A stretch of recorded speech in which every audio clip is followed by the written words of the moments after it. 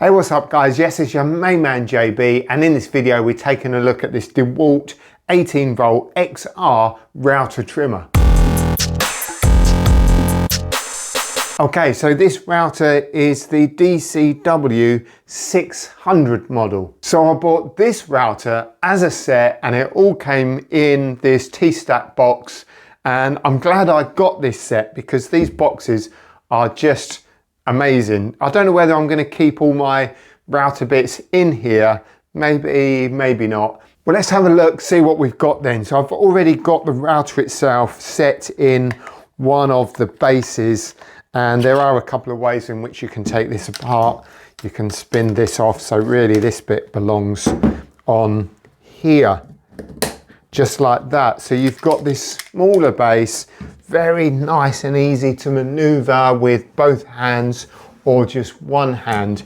And then you've also got the classic plunge base, which you can attach to the motor, and this just acts as a general plunge router. So you really have got the flexibility here to go with the fixed base or the plunge base. Now this particular set that I bought is the DCW600 and that particular code gives you all these things we're going to look at here. Now I've got a couple of Dewalt battery chargers and I've got about 8 batteries as well, so I opted not to go with yet another charger and another battery or two, and the batteries are so expensive and they really do bump the price up. So I got this bare unit, but also obviously with lots of accessories.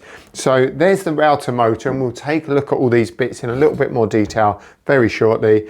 The two bases, you get a couple of extraction attachments which go onto here like so, and also onto, get it the right way up, onto here. So they're really nice, so you get lots of dust extraction going on.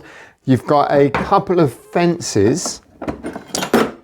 They both look quite different. These are just for the plunge router. Whoa, slow down just for a minute, JB. Look, you are right. You can only use this guide or this fence in the plunge router. You can't use this on there. However, you can use this on here, as we've already established, but you don't need to take the plastic base off because you've got this slot right here.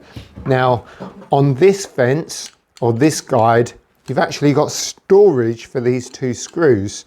And then what we do here, as you can see, we've got this slot that literally slides into position like so. And then we can just put these bolts back into here. And then the trimmer, yes, you can put this on the trimmer as well. And once again, with this square-ended base, it has got this slot in it just here, and then once again, look, we can just slot that in like so, and then we can just put the bolts straight into there, and then we've got ourselves a fence for the fixed base. Okay, JB, carry on. And you can have one of your fences in this way, but you can also attach this fence on this side, but you do have to take this plastic base off. But you can attach this on this side. So what you could actually do with this, which is really nice, if you wanted to put a groove down a piece of timber like this, which was completely straight, you could set your router up, you could have one fence there, you could have one fence there, and it's just straight along. You wouldn't have to worry about that moving at all. Then you also get a round base. So for the fixed base here, you've got this square-edged plastic base, but you can take this off and replace it with just a round base. And this is a little bit bigger. The diameter of this is a little bit bigger, or the radius is a bit bigger than the radius on this part here. But I do like this because you've got this straight edge. You can run that along a straight line, an edge, or a guide, for example. Spanner, really important to undo the collet. Now the other thing that's in the bag here is an 8mm collet. Now I've got no router bits that have an 8mm shank. I've got 1/4 inch, 6mm, I've got some 3/8 and I've got some 1/2 inch, but no 8mm. But apparently 1/4 inch is 8mm, I think, in the US, where 1/4 inch in the UK is 6mm, and I've got plenty of 6mm router bits, so I don't think I'm going to need that, but obviously I'll keep hold of it. What we've also got is a bush guide, so that's good for templating. And in this bag, you've also got a centering tool, which you use with this base to find the center and to make sure that your bases are in the right position. Now, everything was packed really nicely into this box, but I'm going to struggle to get it all back in again. And actually using this plastic insert, it does make it a little bit harder to get everything in, whereas if I took this out, I could quite easily just shove everything in there. But I don't know whether I'm going to keep it all in here or just leave it in the workshop out the box or whatever yet. Don't know, we'll see. So let's take a look at how we attach the motor body to the bases. So with this one, what we want to do initially is just take off this collar, and we do that by squeezing these tabs here and it releases. If you want to put it back on, all you need to do is to push it down like that and it will go back on. But the easiest thing is to take that off, and then that will thread onto this rather large thread on the motor body here. And then what you'll notice is we've got these grooves in the thread here, which will line up with these pins in the housing right here. So all we need to do with this round the right way, just give that a little bit of a wiggle, and then that drops into position, and you'll see that that has locked in. But we need to put that in, lock that down, so this is clipped on now, and you'll see that by turning this collar, the motor goes up and down, and that's how we adjust it. When you've got it into the right position, we just lock this clasp like so, and then that is going nowhere. That's completely locked in position. Changing the motor to the plunge base, really simple. You've got a clasp on this one as well, which obviously we need to release, and then same thing's going to happen here, where we can just drop the motor down. And there is a stop on here, so you don't twist it or anything, you literally just put that all the way to the bottom. We lock the clasp, and then that motor unit is going nowhere. But then of course what we can do with this unit is plunge it. So I do love this mechanism that we've got here, makes it really easy to plunge down. So it's on a spring, and if we just push that right down, it gives us free movement up and down.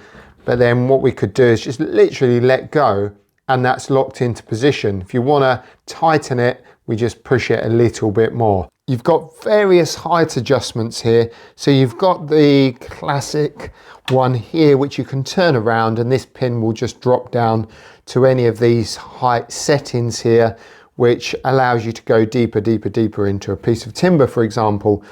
And obviously you would use this rod to do that. So like so, if we want to go a little bit deeper, we turn it again, that will go deeper still. I've got to say that this particular base has a really nice ergonomic feel to it, and the locking and releasing of the plunge is rather satisfying. Now the battery itself will go in here, which we'll put one in very shortly and give it a go. On the side you've got your start and stop button, and also you've got variable speed on the front of the motor here, so you go 1 up to 7. Now generally a router like this, a trimmer router, a 6mm or 1/4 inch router like this, is generally for light work. You wouldn't want to be trying to cut a worktop with something like this. When I say cut a worktop, I mean cut a worktop in half, a kitchen worktop. There's just no way. The collet is too small, and this kind of machine is not designed for that kind of work. So if you're thinking of cutting some worktop, you don't want to be using this, you want to be using a bigger router, something like this. So a router like this is designed to use a 1/4 inch router bit, which generally aren't that big. If you've got a tool or a cutter on a 6mm shank, it's not going to be too big. I mean, for example, this one is quite big, to be honest, but it's still okay to use in a machine like this. Whereas this one, for example, I used this not too long ago to cut out some housing for some hinges on doors that I did just recently. And that really is quite a small cutter. Now you can go quite fast if you're using a tool like this, but if you're using a tool that's a little bit bigger like this, you definitely want to reduce the speed. So when you buy yourself a set of 1/4 inch cutters, just be aware that some are really small, some are really big. Just adjust the speed accordingly.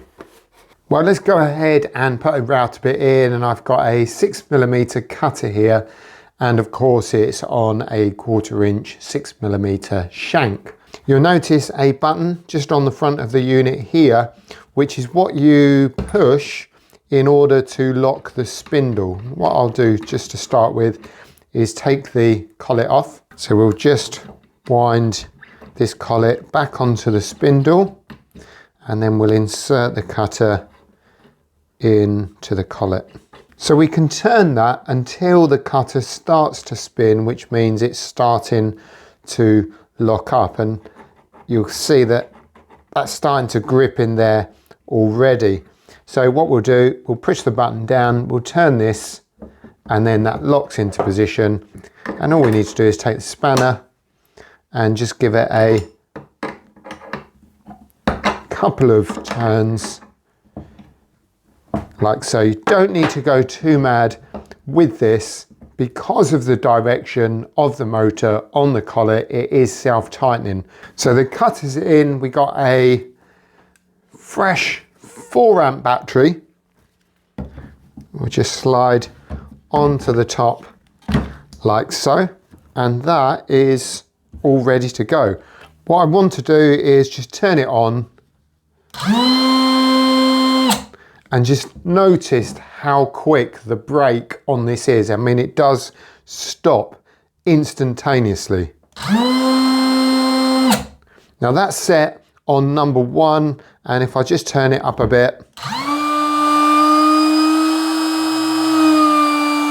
you can start to hear the speed increase, obviously, as I turn this. You've got these dual LED lights just in here, which do go off after a little while. If I just turn that on again, there we go. You can see they light up. So when you're trying to work out where it is you're cutting and everything, you've got a couple of lights which shine down, which makes it really, really easy to see. Okay, then I'm going to use this 6mm cutter to put a groove along this bit of timber here.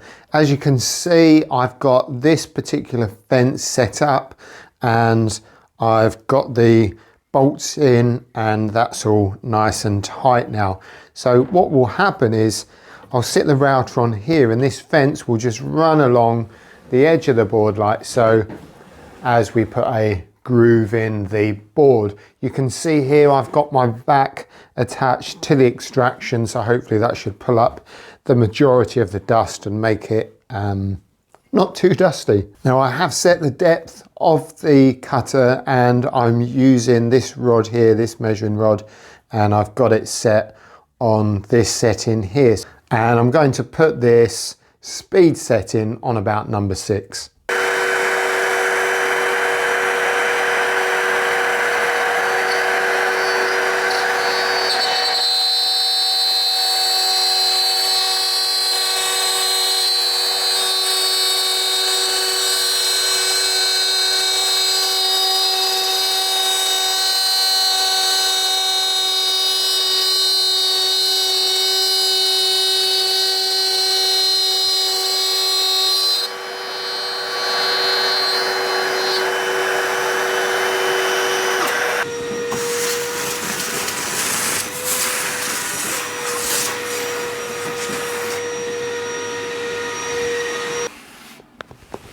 Nice.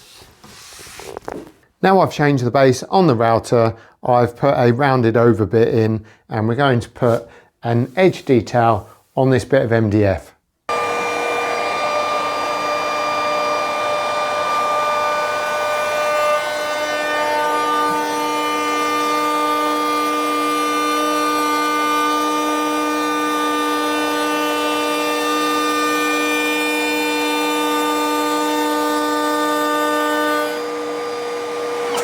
Wow, as you can see, that has cut that really, really nicely. No bother at all.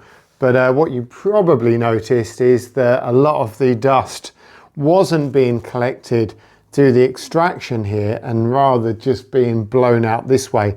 And that was really because the cutter was right below the bed here, right below the base, and it was just able to blow it straight out. Another way you can use the router is freehand, and for that I'm going to be using this V cutter, which I have set just below the depth of the base.